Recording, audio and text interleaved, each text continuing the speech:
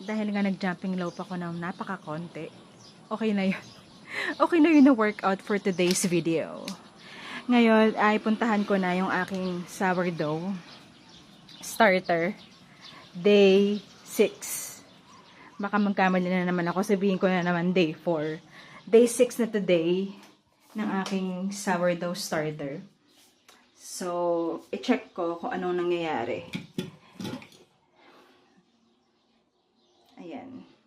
So, walang masyadong pagbabago. Hindi ko alam kung okay pa ba siya, ano na bang nangyayari.